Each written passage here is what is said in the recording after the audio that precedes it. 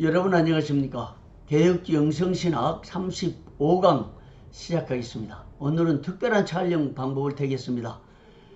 영상으로 촬영해서 유튜브로 올리는 시간이 너무 많이 걸리고 약 30분 강의를 찍으면요 편집 시간이 3시간 내지 4시간 걸립니다.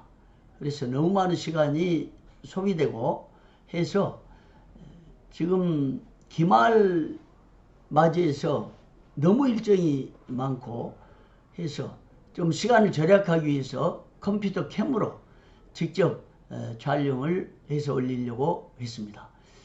제가 법학 강의를 들을 때 줌 수업으로 혹은 영상 강의로 각 과목을 컴퓨터에서 직접 촬영한 것을 보고 아이디어를 얻었습니다. 우리 지난 시간에 했던 강의 존오엔 영성 원동력으로서 영적 사고에 이어서 죄와 싸움 이 강의를 했는데요. 지금 이 강의에서 오엔의 영성에 머무르고 이것으로 이제 마지막까지 종강하려고 하는데요. 오엔의 영성이 너무나 우리 현실에 적합하고 또 오엔이 그 뛰어난 영성을 정말 우리가 본받아야 되고 우리가 매일매일 경험하는 이 죄 문제 이런 것들을 아주 구체적으로 적어서 저술로 남겼고 그 영성이 오엔으로 하여금 뛰어난 영성의 산에 정상에 오르게 한 그 원동력이지 않았나 이런 차원에서 오엔의 영성을 소개하고 싶었고요.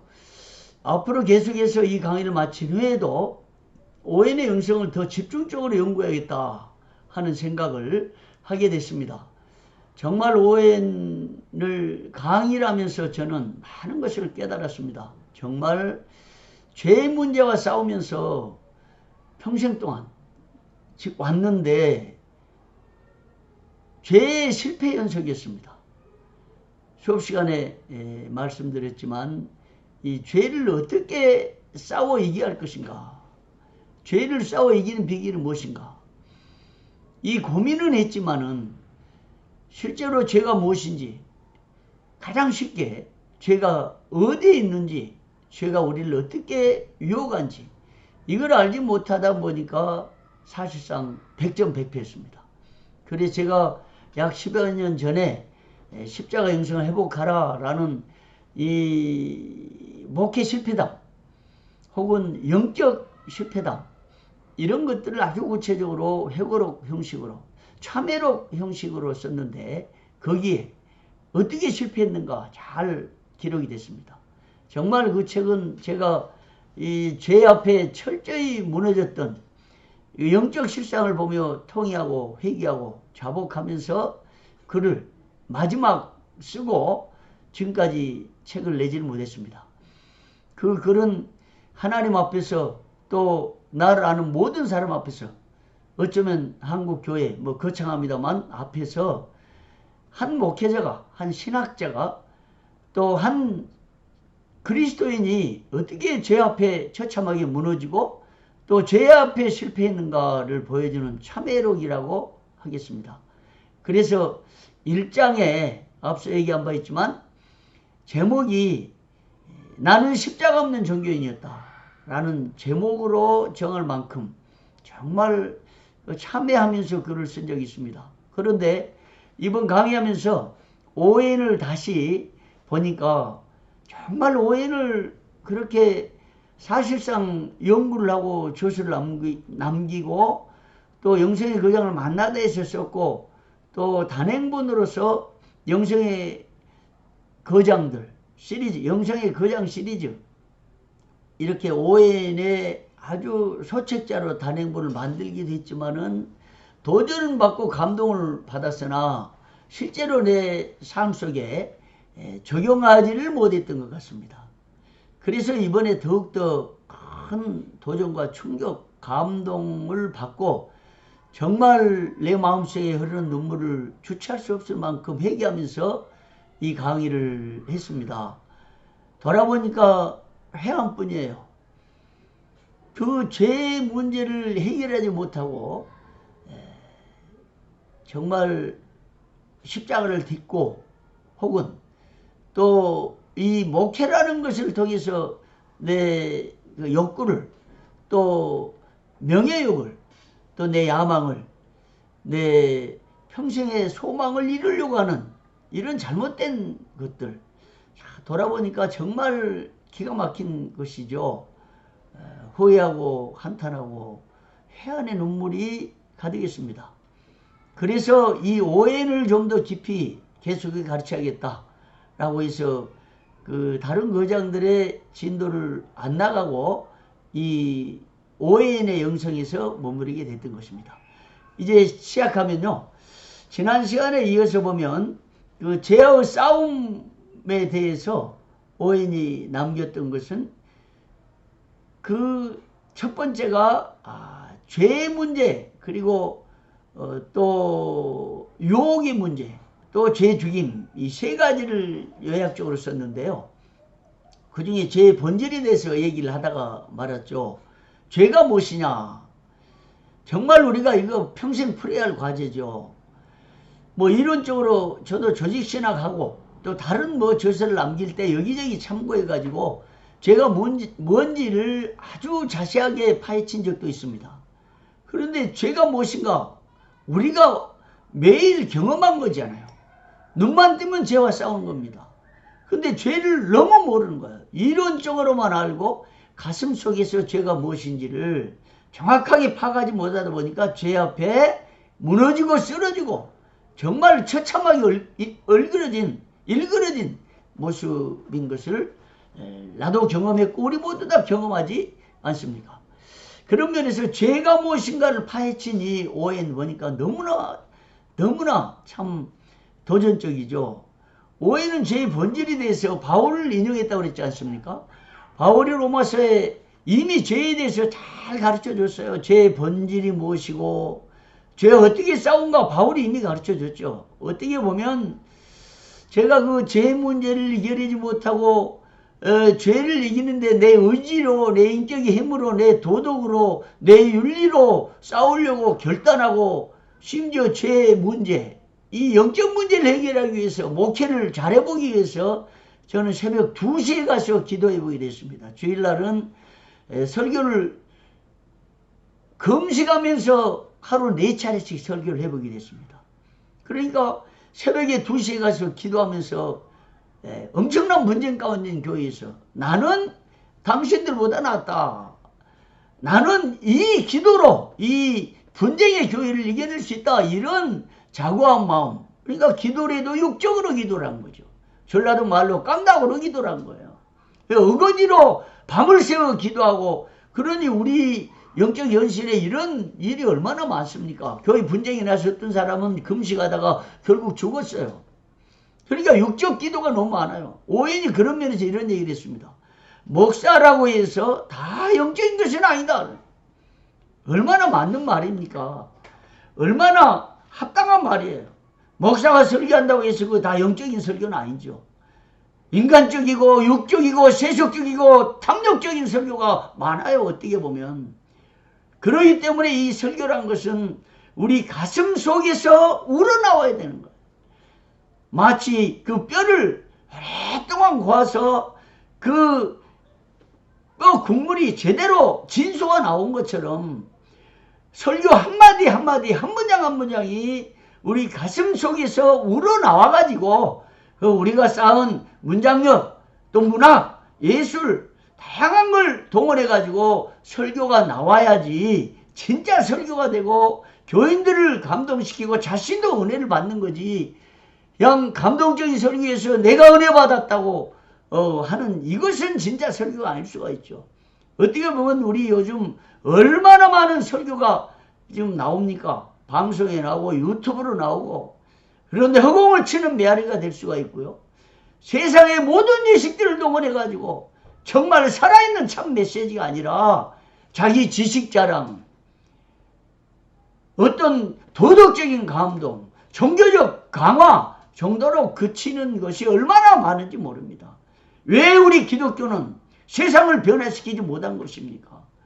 지금 지난 시간에 얘기했지만 좌파 사상들이 사상으로 무장을 해서 어떻게 이 나라를 지금 이끌어가고 있습니까? 정치, 경제, 사회, 문화, 예술 다방면에 각 단체마다 모든 사회의 단체들 수십억, 수백억, 수천억을 그런 사상단체에다가 서울시가 전에 박원순 시장 당시에 지원했다고 하지 않아요.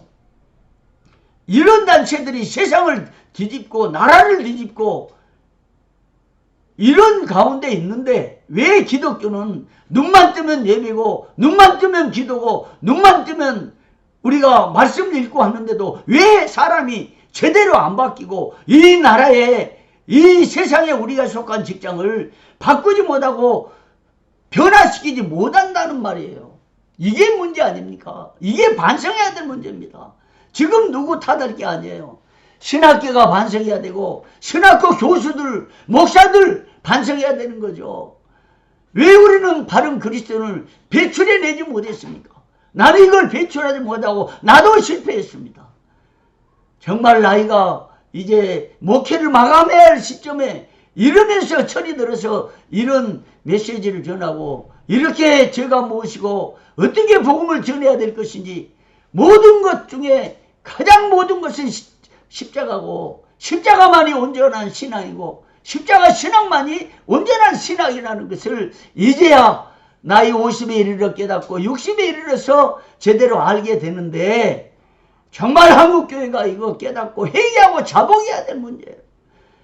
천만을 자랑하고 대형교회를 자랑하고 몇백 명, 몇천 명 모여서 개척교회 와서 성공했다지만 이 나라를 정말 바꾸냐고요.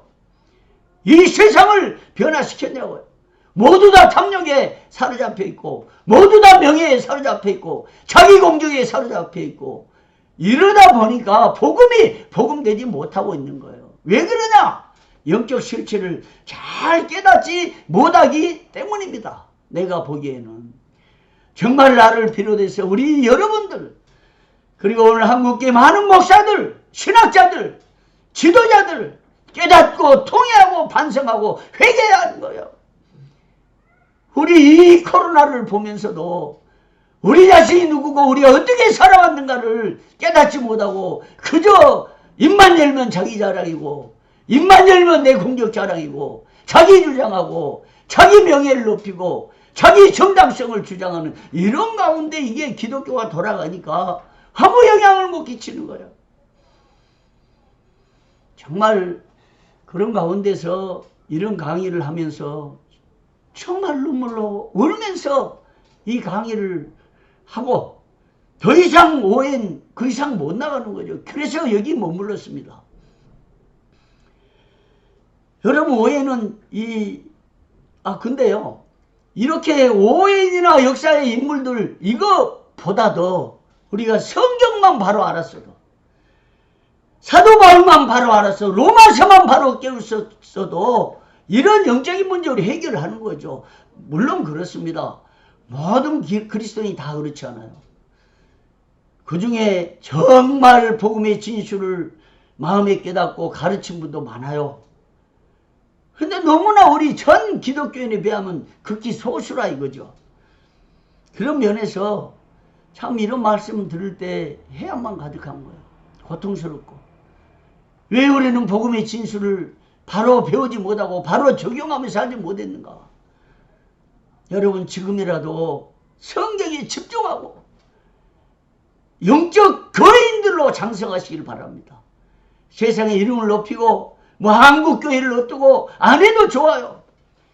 여러분이 속한 시골의 조그만 교회에 가서 평생 그 한 영혼을 위해서 일생을 바쳐야 되겠다는 그 정신을 가지고 목사로 교회 지도자로 서야 되는 거예요. 나는 지금도 너무나 안타까운 게 있습니다. 수많은 우리 교계 지도자들 어르신들이 저한테 한 얘기가 있어요. 송 목사 그 시골에 가 있을 사람이 아니야 당신은. 빨리 한 몇 년 있다가 유학 갔다 왔으니까 뭐 실력 준비됐으니까 서울로 올라와야 돼. 큰 교회 맡아야지. 나는 이 말에 속아서 지금도 천추의 한이요 말하자면 아무도 시골에 가서 네가 처한 곳에 가서 목숨 걸고 거기서 죽으라고 나한테 지도해 준 사람이 없었습니다. 모두 다 허위에 들뜨고 명예욕에 사로잡히고 나는 내 성공을 위해서 교회를 버리고 교인들을 버리고 그 순박한 교인들을 버리고 좋은 교회 찾고 큰 교회 찾고 서울을 향해서 이게 너무 고통스러운 거예요. 여러분, 그래서 정신을 바짝 차려야 됩니다. 하나님의 종으로 부름받은 사람들이 우리 자신의 명예와 이 땅의 업적을 위해서 사는 사람 아니잖아요. 하나님이 원하는 사람, 하나님께 기쁨을 드리는 사람, 하나님의 마음에 합한 사람, 이것이 종 아닙니까? 우리는 그렇게 부름받았다가 나중에는 하나님을 감동시킨 일이 없어요. 그럼 나는 최근에 생각했습니다. 지난번에 강의 중에 한번 얘기했는지 모르지만요.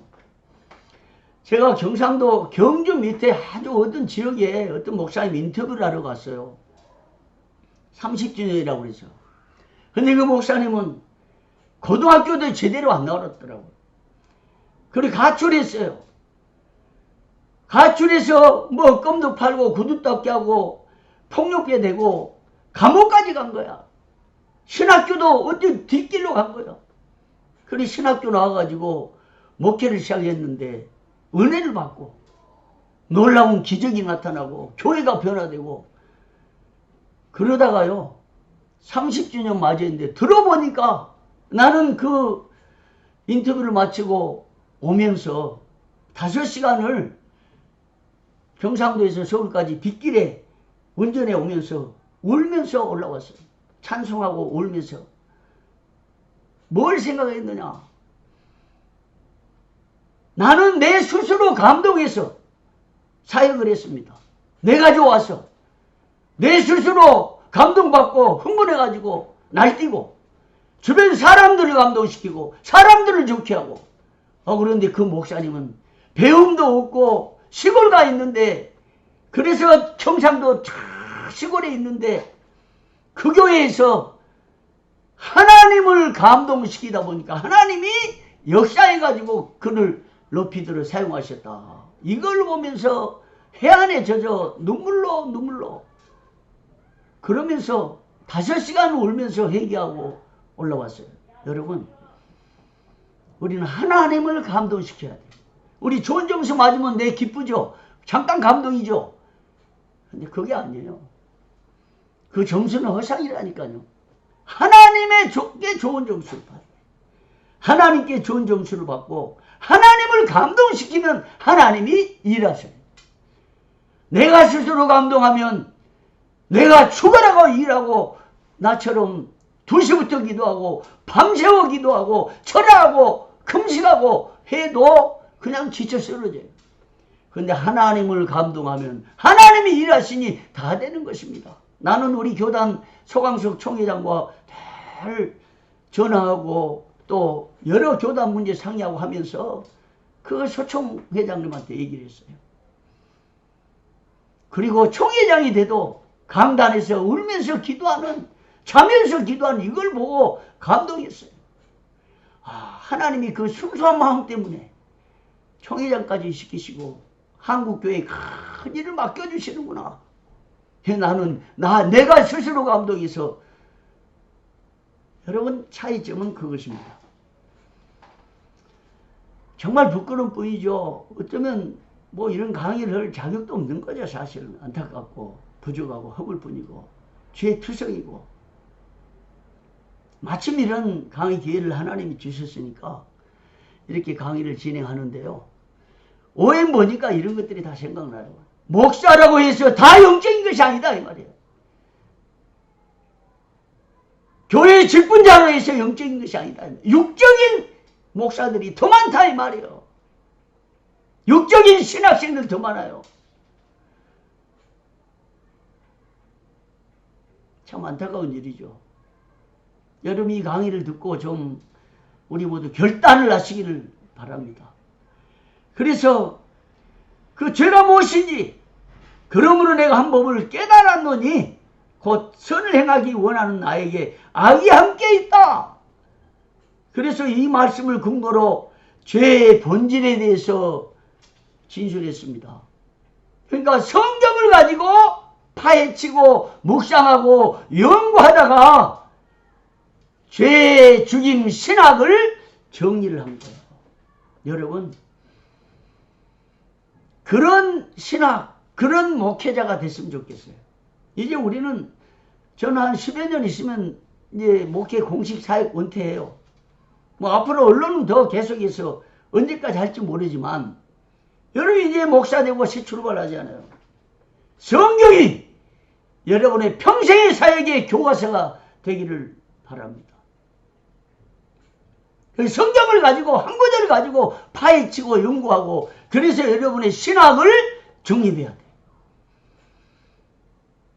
지금 이 신학 공부하고 딱 주제를 얘기하면, 죄 얘기하면 그냥 안 보고도 1시간이고 2시간이고 강의할 수 있도록 그런 준비를 해야 된다 이 말이에요. 그런 신학을 정리를 해야 된다 이 말이에요. 제가요 지난번에 얘기했잖아요. 그 기도의 신학을 영국에서 논문을 썼어요. 그 논문을 한번 쓰고 보니까 기도의 신학 누가복음을 가지고는 한 학기 내내 강의를 해도, 안 보고도 내내 강의를 해도 그냥 남아요. 논문 하나 제대로 쓰니까 그렇더라고. 제가 이번 학기에 법학 논문 여러 개 썼어요.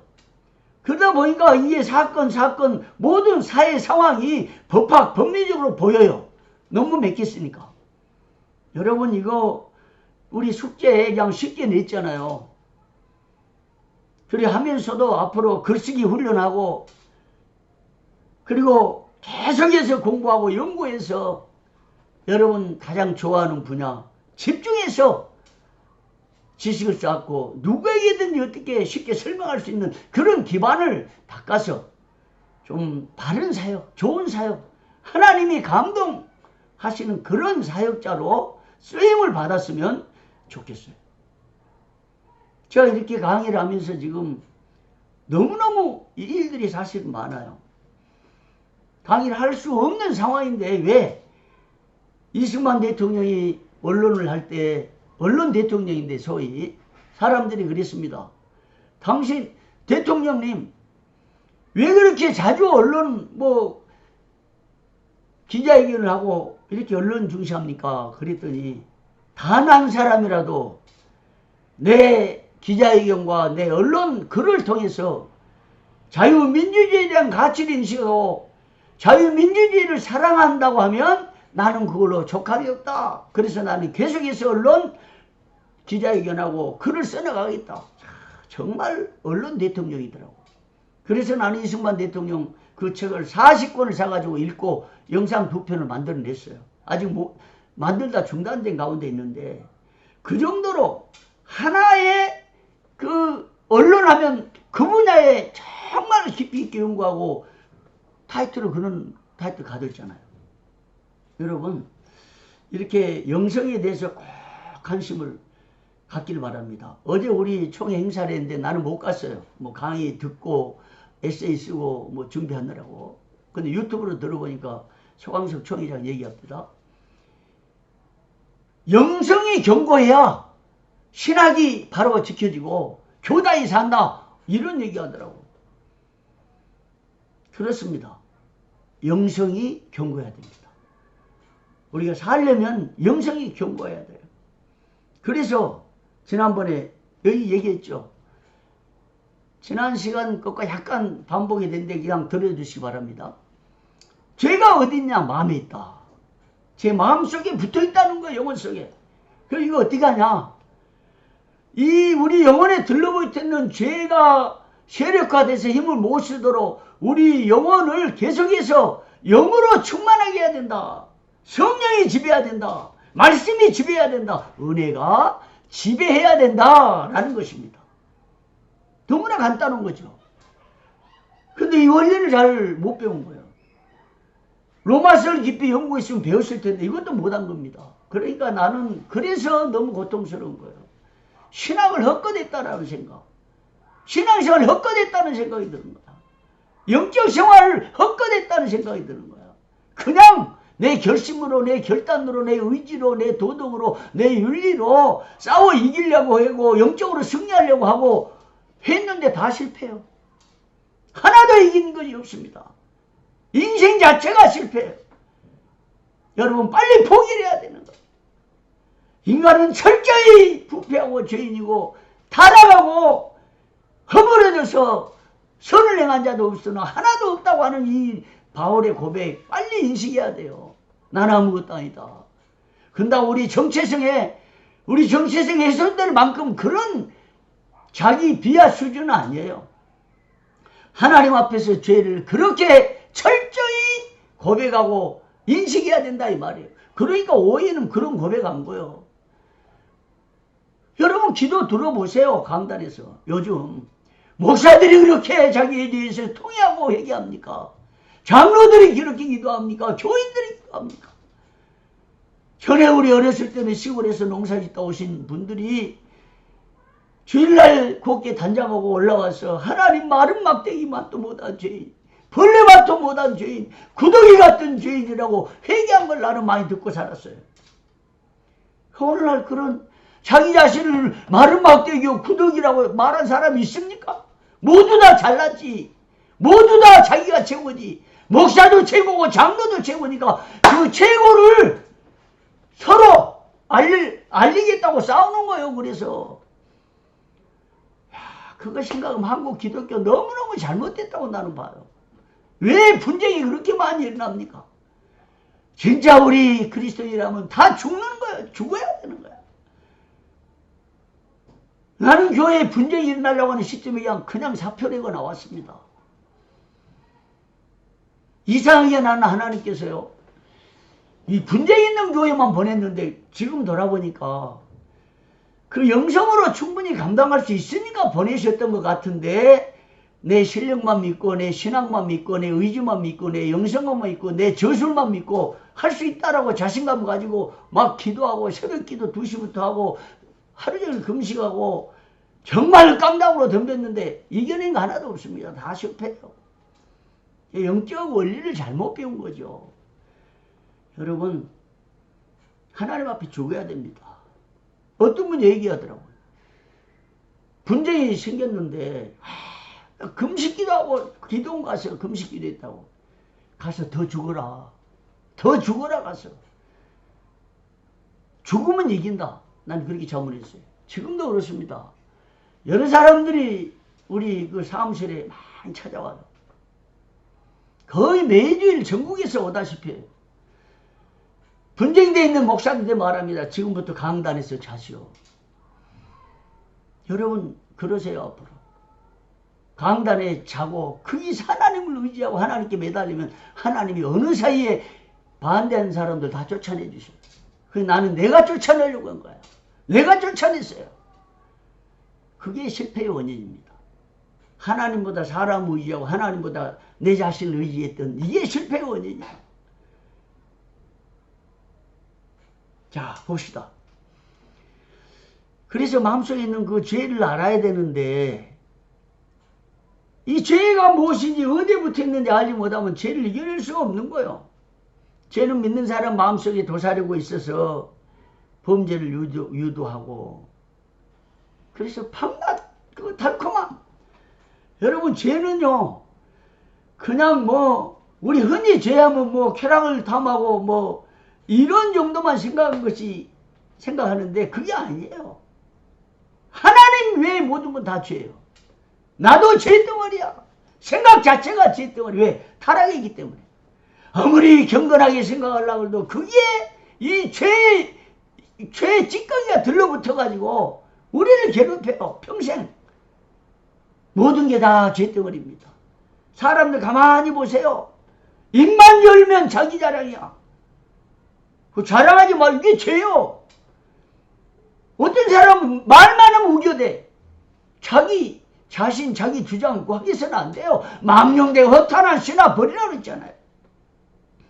다 죄덩어리입니다. 이걸 인식하지 못한 게 문제죠.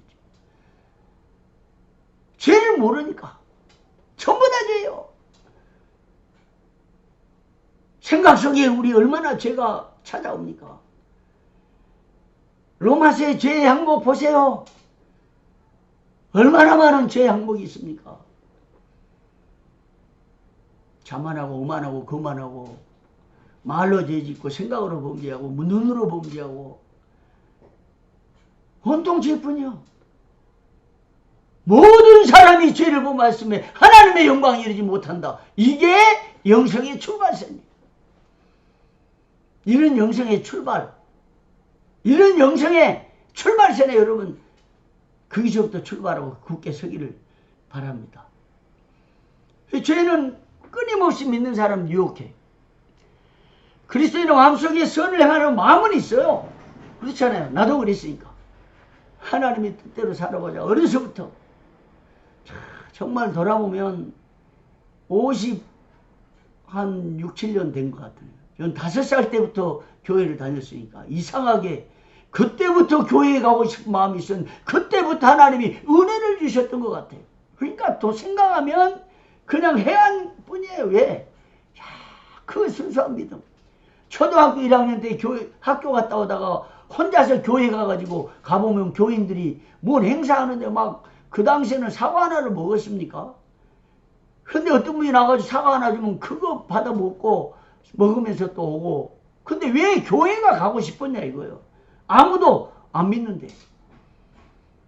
그게 은혜였는데 그 은혜로 하나님을 바라보고 하나님을 의지했다고 하면 하나님이 참 네가 나를 사랑하는구나 이렇게 하셨을 텐데 그 하나님의 그 놀라운 사랑 힘있고 마음은 있었는데 결국 성장하다 조금 배웠다고 뭐 유학 갔다 왔다고 학위 받았다고 책만 있었다고 뭐 교회 크다고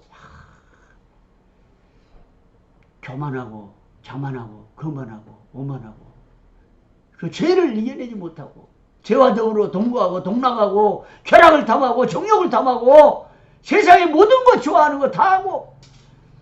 나는 어떤 면에서 그래서요 목사처럼 좋은 게 없다고 봐요. 왜? 모든 것을 할 수 있도록 교회가 어지간한 교회는 뒷받침하지 않아요. 결국 자기와 싸움인데 근데 지금 이 돌아가는 형태를 보면 그런 놀라운 은혜 가운데 얼마든지 강력한 힘을 발휘해서 세상을 바꿀 수 있는데 이걸 못하고 있다 이 말이죠. 나는 교회 큰 거 좋아요. 열심히 모이는 거 좋아요. 그런데요 양떼는 하나님이 맡겨준 거거든 잠깐. 그리고 그 교회 큰 교회는 나는 분리 개척해야 된다고 봐요. 교회 큰 교회 분리 개척해야 된다.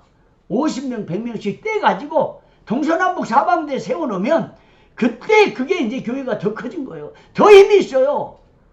지금 부목사들 어디 갈 데가 없어요. 100대 1, 200대 1, 300대 1이에요. 그 교회가 내 교회 아니거든. 이제 보십시오.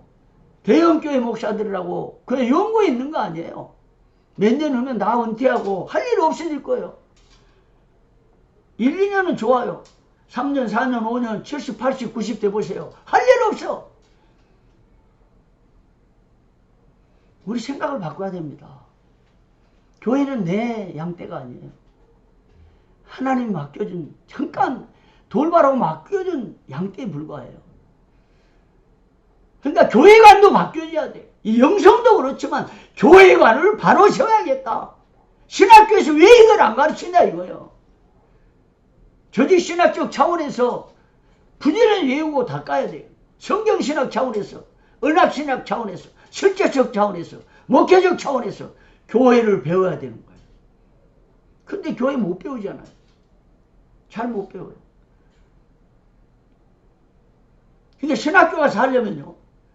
전국에 그래도 학문적으로 교회를 정리할 수 있는 공부를 한 사람들, 그 목회자들을 대거 강사 초청해가지고 서로 강의를 하고 경험담 주고받고 그러면요. 나는 그 생각이 들어요.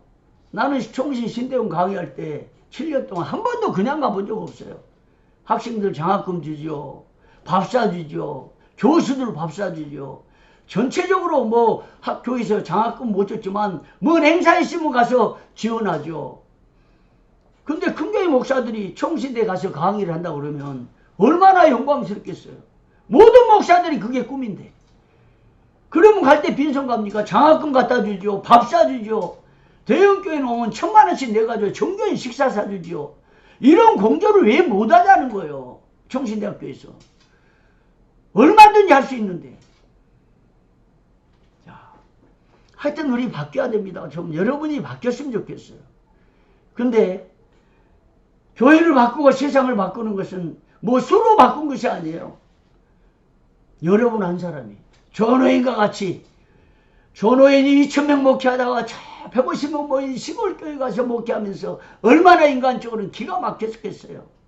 고통스러웠지만 거기서 글을 쓰면서 연구하고 이런 대작을 만들고 영성의 정상에 올랐으니 얼마나 놀랍습니까? 여러분 그런 사람 됐으면 좋겠어요. 나는 비록 실패했지만 내 고통스러운 마음으로 여러분에게 이런 걸 전할 때 여러분 도전받고 여러분이 그한 그 시골 교회 있는 어디 도시고 시골에 있는 교회 거기 한 영혼을 위해서 목숨 바치고 코로나 시대에 어떻게 해야 될까? 여러분이 이렇게 캠코더로 영상 촬영해서 그냥 유튜브 만들어서 하고 그거 준비해야 되는 거예요. 코로나 시대에 그냥 쉽게 가르쳐지지 않을 것 같아 내 생각은요. 계속해서 교회가 무너지고 흩어지고 이런 상황인데 이런 시대에 교인들에게 유튜브로라도 계속 가르치는 이거 개발해야 되지 않겠습니까? 한 3분짜리 영상 만들고 10분짜리 교리 만들고 해서 계속해서 이 전략을 개발해야 돼요. 애들도 그렇고. 그런 목회자들이 됐으면 좋겠어요. 그렇게 기독교인의 마음을 파괴하고 어지럽히게 만들고 고통스럽게 만들고 이게 죄예요. 죄. 성가신 동반자. 이 성가신 동반자 지난번 말했는데 일주일 내내 내 머릿속에 그냥 떠올라 성가신 동반자. 얼마나 성가시게 합니까 우리를. 얼마나 괴롭혀요. 친한 척하고 가까운 척하고 안심시키고 속이고 유혹하고 가장하고. 근데 죄는 우리를 죽여야 직성이 풀린 거야. 자, 두 번째는 우리 마음의 첫 번째가 두 번째는 죄는 성도들의 내면에서 영혼을 파괴한다. 성도들의 내면에서 영혼을 파괴한다. 죄는 놀라운 세력과 혈액이 있습니다. 그래서 성도들로 하여금 영혼을 해치대로 앞장을 서는 거예요. 영혼을 파괴하는 데 앞장서요. 언제나 우리 영혼 속에 도사리고 앉아 있어가지고 하나님을 향한 마음을 방해를 해. 하나님께 나가지 못하게 해. 경건한 생활을 못하게 하는 거야. 근데 죄라는 게 얼마나 달콤한지 죄의 행위는 사람을 달콤하게 해주는 거야. 자, 눈을 감고 금식기도 하고 내려옵니다. 그래서 청계산에 제가 그 기도를 하고 금식기도 하고 내려오는데 신문을 들고 오는데 그 길거리에 얼마나 화려한 길거리 이걸 보면서 신문 사이로 넘어다 보니까 그 화려한 이 세상을 돌아보니 또 유혹이 솟구쳐와요. 슬그머니 야, 그 눈을 감고 그 세상의 향락과 세상의 쾌락과 탐욕과 이런 것들이 번쩍거리고 그거 즐기는 거야. 모두 다 안 그러겠습니까? 어찌 나 혼자만 이러겠어요? 죄는 우리 마음을 아주 즐겁게 해줘요. 너무나 달콤하게 해줘요. 이걸 이겨내야 되는데 근데 이걸요 나는 그래서 지금도 한탄스러운 게 어려서 예수 믿는 가정에 자라지 못했다는 거예요. 나는 지난번에 현충일날 우리 장인 어르신이 국가보훈자로서 평생 6.25 때 한팔을 잃고 사셨어요. 근데 정말 지금까지 60이 다 됐지만 그 신앙이 위대하고 그 애국심이 뛰어난 이걸 못 느꼈어요. 사실은 그냥 장로님이니까 신앙 투철하고 좋은 가문 이루었다. 자식들 다 성공을 하고 세상적으로 말하면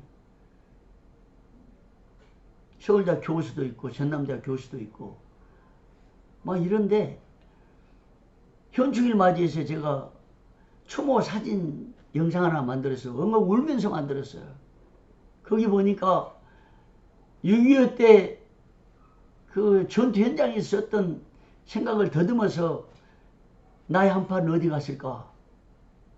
그러면서 그 살았던 그 모습을 생각하니까 그 철저히 구역 예배를 드리려고 서울에 왔다가 그냥 고향으로 전라도 고향으로 내려가신 분이었어요. 철저하게 하나님 중심으로 주일 성수. 그렇게 믿음으로 사니까 하나님 자녀들 다 키워주시더라고. 그런데 이런 어렸을 때부터 신앙 가정에서 그렇게 철저히 가정 예배 드리고 살았던 우리 아내, 난 얼마나 고생시키고 난 안 믿는 가정에서 주어라고 믿음으로 산다고 했지만 그 어려서 그 DNA가 형성 안 되다 보니까 천방지축이야. 얼마나 고생했을까. 나를 따라 사느라고. 그냥 열심히 왕성하게 도전하고 이러니까 믿음이 좋은 줄 알고 결혼했겠지만은 정말 막상 살고 보니까 허탕이야. 그래서 그 영상을 만들면서 엉엉 울면서 만들었습니다. 야, 이런 믿음에 배우지는 못해도 그리고 팔 한 팔이 없어도 하나님을 위해서 평생 그렇게 살아가신 그 어르신 생각하면서 눈물로 영상 만들었어요. 그리고 가족들과 자녀들에게 행하지 못한 이것들 또 반성하고 회개하면서 눈물로 만들었습니다. 여러분, 이 죄가 얼마나 우리를 즐겁게 해줍니까? 여러분, 다 나름대로 가장 약점이 있어. 취약점. 죄는 이걸 공격한 거야. 지금 보니까 숙제 내는 거 레포트 보니까 여러 가지 얘기 많이 썼더라고요. 직장 생활하면서 어렵고 힘들고 안 되고 막 이런 것들. 정밀하게 여러분 자신을 분석하면서 어떻게 영적 전쟁에서 이겨낼 것인가를 한번 검토하고 이 강의 끝나도 그렇게 살기를 바랍니다. 영적 승리해야 돼요.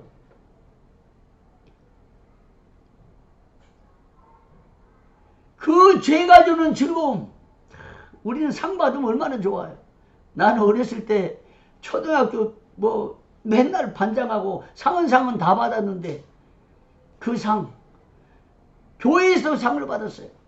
얼마나 열심히 했던지. 유치부 때 당회장 표창장을 받았어요.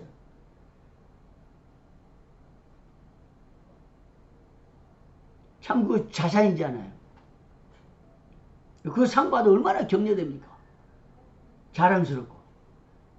근데 그 상을 줘서 사람을 괴롭히고, 아니 상을 줘서 사람을 즐겁게 해주고, 이게 죄가 우리에게 주는 상, 우리 영혼을 무너뜨린, 우리 영혼을 파괴한, 이게 죄가 우리에게 주는 상이에요. 속지 마시길 바랍니다. 그래서 죄는 언제나 우리를 유혹합니다. 그리고 바울사도 이런 고백이 있습니다. 죄가 나와 함께 있으며, 로마서 7장 27절. 죄가 나와 함께 있으며. 여러분, 우리가 기도 좀 한다고 죄가 떠난다고 생각하면 그거 큰 착각이에요. 기도하면, 금식하면, 성령 충만하면 죄가 세력을 잃고 쭈그리고 저 영혼 가장 밑바닥에 들러붙어서 안 떨어진다니까요. 내 지체 속에 있다. 로마 7장 23절에. 죄는 성도들의 내면에서 기도와 묵상을 방해를 해요. 기도 못하게 하고 묵상 못하게 하고 영적으로서 바르게 살지 못하게 하고, 이게 죄의 속성이야. 심지어 하나님께 나가는 이걸 방해를 해요. 죄가. 평생 나는 죄의 노예로 살았던 것 같아요. 어떻게 보면. 너무 그게 고통스럽고 한탄스럽고 후회되고. 그런데요, 이렇게 후회하고 주일마다 울면서 기도합니다. 정말 270장 변찮는 주님의 사랑과 이 찬송을 철하면서 밤낮으로 수십 번, 수백 번, 수천 번을 부르면서 은혜를 받고 새 출발을 교회를 개척하고 했는데 또 죄와 싸움에서 얻어터져요. 그리고 요새는 계속해서 주일마다 예배를 드릴 때 얼마나 눈물로 기도하고 결단하고 그리고 또 돌아서면 죄가 유혹해. 다양한 죄가.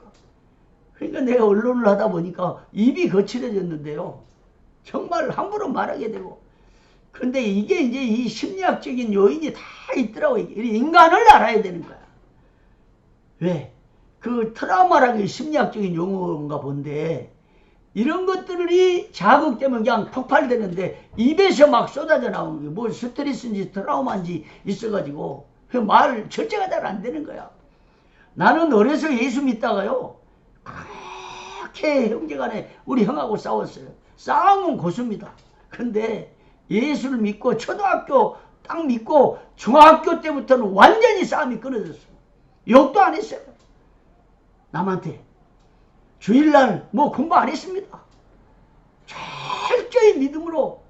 그러니까 누가 좀 잘 도와줬으면 좋았을 텐데 철저하게 믿음으로 주일날 막 비가 와서 난리내도 일도 안 했어요.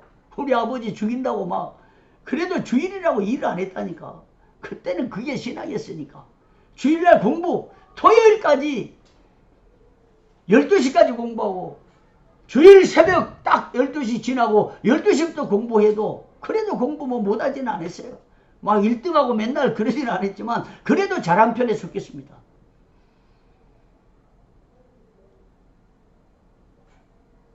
그런데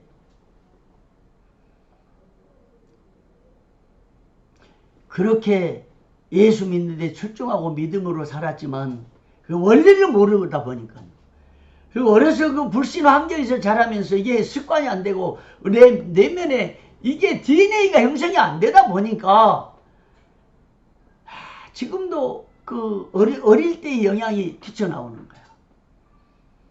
가정예배요. 그냥 쉽게 된 게 아닙니다. 어려서부터 삶의 문화가 돼야 되는 거예요.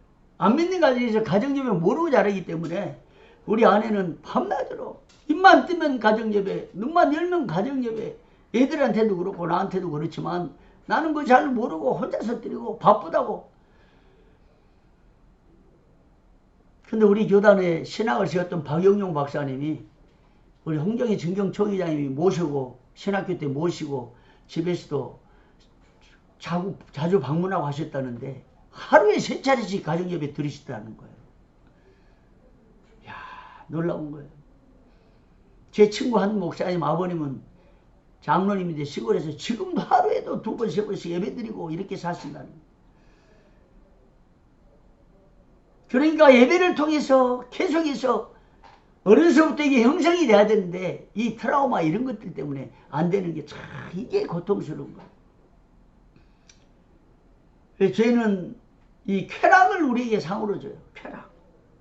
얼마나 달콤하고 얼마나 즐겁습니까? 그렇기 때문에 죄의 법은 언제나 우리를 유혹하는 거야. 계속. 제가 그리스도인에게 바로 저와 여러분에게 들러붙어 있기 때문에 영적 성장을 가로막아요. 이건 그냥 단번에 좀 하다 고친 거야. 평생 그렇게 되는 거예요. 이 원리를 알아야 되는 거고 막 싸워야 되는 거야. 계속 긴장을 해야 돼. 텐션해야 돼. 텐션. 하나님 나라는 텐션. 지난번 얘기했죠. 죄는 자기 목표하고 제 목적을 이루기 위해서 만반의 준비를 한 겁니다. 근데 이런 실체를 깨닫지 못하고 잠자고 있으면 멍하게 있으면 그냥 당하는 거예요. 나도 당했습니다. 평생 당했어요. 그래 고통스러운 거. 정말 고통스러운 거. 해함뿐이고 눈물뿐이고.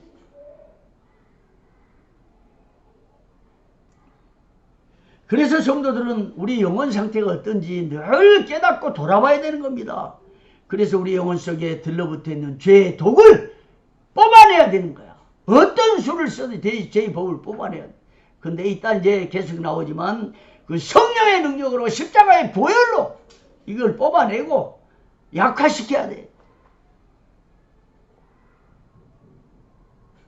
요한계시록에 말씀했잖아요. 어린 양의 피가, 그리고 어린 양의 피가 말씀으로 저를 이겼느니라. 어린 양의 피와 말씀으로 저를 이겼느니라. 죄를 이겼느니라. 그러니까 십자가의 보혈이 아니면 우리는 이겨낼 수 없고, 피가 아니면 이겨낼 수 없고, 하나님 만날 수 없고, 교제가 불가능해서 영성의 최고점은 십자가 영성이라 이거예요. 나는 이제 학교가 상의해야 되겠지만요, 다음에 이렇게 존호의 영성을 새롭게 개설했으면 좋겠고, 그 다음에 십자가 영성을 따로 개설했으면 좋겠어요. 우리 영성이 하나님과 교제인데, 세상의 교제도 세상 사람들과 세상에서 말하는 그 영성, 그 영성도 교제예요. 신과의 교제. 교제 얼마나 즐겁습니까? 근데 그 교제는 세상에서 얼마든지 말할 수 있는 교제예요. 우리가 말하는 교제는 십자가 은총을 통한, 보혈을 통한 하나님과 교제라 이 말이에요. 그게 차이가 있습니다. 그래서 세상의 영성은 신과의 진정한 만남이 없어요. 그러나 기독교 영성은 십자가를 통해서 하나님과 진정한 만남이 있다. 우리 십자가 영성이 최고점이에요. 난 이걸 깨달은 겁니다. 영성에 대해서. 50살까지 영성을 쭉 연구하고 가르치고 책 쓰고 했는데, 그때는 그냥 일반적인 교제. 나중에 십자가를 깨우치다 보니까 십자가가 아니면, 주의 보혈이 아니면 하나님 만날 수 없고, 하나님 앞에 설 수도 없고, 하나님과 교제 자체가 불가능하더라 이거예요. 그래서 십자가 영성을 외친 겁니다. 뭐 십자가 강조하고 십자가를 자주 말하고 이게 아니에요. 근본이 우리를 하나님께로 이끌어가고 하나님과 만나게 해주고 하나님과 교제하게 해주는 이 십자가의 보혈의 은총이 영성의 최고점이다, 이렇게 주장을 하고 있는 거예요. 그 다음에 세 번째는, 성도들은 늘 마음에 자리 잡은 죄를 쫓아내야 된다. 이제 죄죽임 신학이 이렇게 전개가 돼요. 죄는 마음속에 거한다. 성도들이 마음속에 거하는 거예요. 마음에 도사리고 있다, 죄의 본질은. 그 다음에 죄는 성도들의 내면에서 영혼을 파괴한다는 거예요. 그 다음에 성도들은 마음속에 있는 죄를 쫓아내야 된다. 이제 다음 시간에 다시 해야겠는데요. 뭐 저장 공간이 부족하다고 메시지가 나왔으니까 여기까지 우선 하고요. 계속 이어가겠습니다. 여러분 다음 시간에 다시 만나겠습니다. 감사합니다.